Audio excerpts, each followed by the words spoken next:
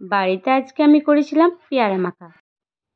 তাই আমি ভাবলাম তোমাদের সাথেও এটা শেয়ার করি আমি। তো সব কিছুই তো শেয়ার করি। তো চলে এসেছি আমি আমাদের গাছে পেয়ারা পাড়তে।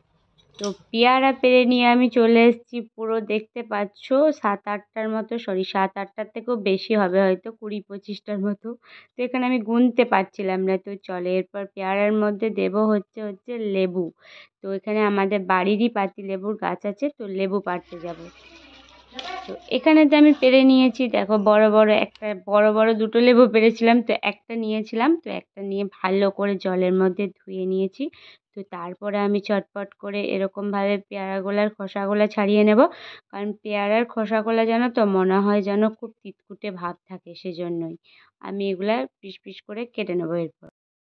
তো আমার সব পেয়ারার খোসাই ছাড়ানো হয়ে গেছে, এমনকি বেশ সুন্দরভাবে ছাড়িয়েও নিয়েছি। আর সব ছাড়ানোর পরে আমার ছেলে এসছে একটু ওস্তাজি মারতে। তো দেখো ওর কাণ্ড দেখো, ওর নিজে লেবুর রস চিপকে দেবে।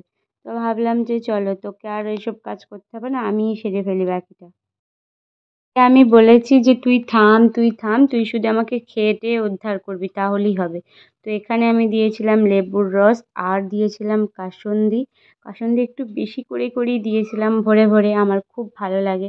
আর দিয়েছিলাম বিট লবণ, আর দিয়েছিলাম সাদা লবণ, তার সাথে দিয়েছিলাম কাঁচা লঙ্কা। আর কিন্তু আমি বেশি কিছু দিইনি, কারণ এর মধ্যে আর কিছু অ্যাড করলে মনে হয় যেন ভালো লাগবে না। তো আমি এরকমভাবেই খেতে ভীষণ ভালোবাসি, রোজই করি।